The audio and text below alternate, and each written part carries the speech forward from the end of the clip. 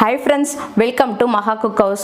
நம்ம இன்னைக்கு என்ன ரெசிபி பார்க்க போறோம்னா பன்னீர் ஃப்ரைட் ரைஸ் ரெஸ்டாரன்ட் ஸ்டைல்ல ரொம்ப டேஸ்டியா எப்படி பண்றதுன்னு பார்க்கலாம். பன்னீர் ஃப்ரைட் ரைஸ் பண்றதுக்கு நான் 200 கிராம் அளவு பன்னீர் எடுத்துர்க்கேன். இப்போ 1/4 டீஸ்பூன் உப்பு சேர்த்துக்கலாம். 1/4 டீஸ்பூன் மிளகாய் தூள் சேர்த்துக்கலாம்.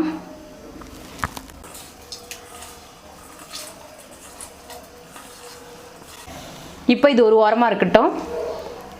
இப்போ பன்னீர் ஃப்ரை பண்றதுக்கு ஒரு 2 டேபிள்ஸ்பூன் அளவுக்கு எண்ணெய் சேர்த்துக்கோங்க.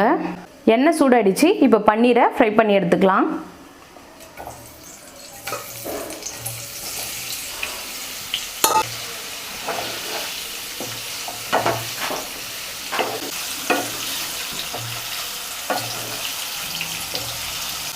இப்போ இதை தனி ஒரு பவுல்ல எடுத்து வச்சிடலாம்.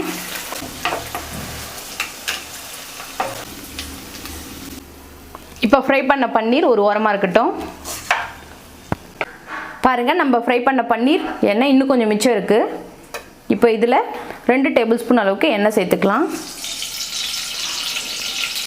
1 டேபிள்ஸ்பூன் அளவுக்கு பொடியை நறுக்கின இஞ்சி சேர்த்துக்கோங்க. 1 டேபிள்ஸ்பூன் அளவுக்கு பொடியை நறுக்கின பூண்டு சேர்த்துக்கோங்க. ஒரு பெரிய சைஸ் வெங்காயம் நீல வாக்கில் கட் பண்ணிட்டு சேர்த்துக்கோங்க.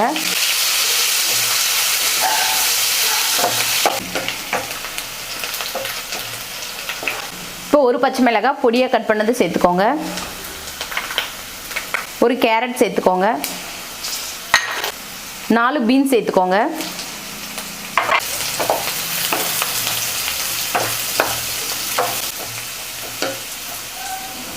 காய்கறிகள் ஓரளவுக்கு வதங்கி வந்தால் போதும். இப்போ இதில் 1 டேபிள்ஸ்பூன் ரெட் சில்லி சாஸ் சேர்த்துக்கலாம். 1 டேபிள்ஸ்பூன் சோயா சாஸ் சேர்த்துக்கலாம்.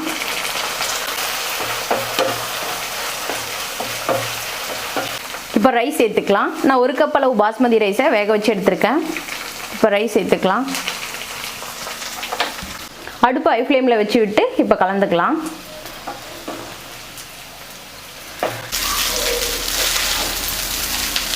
இப்போ தேவையான உப்பு சேர்த்துக்கலாம்.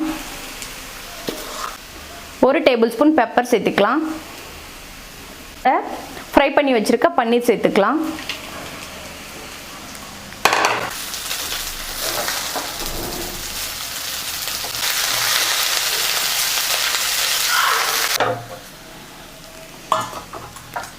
இப்போ இதில் கொஞ்சமாக மல்லி இலை தூவி சர்வ் பண்ணலாம்.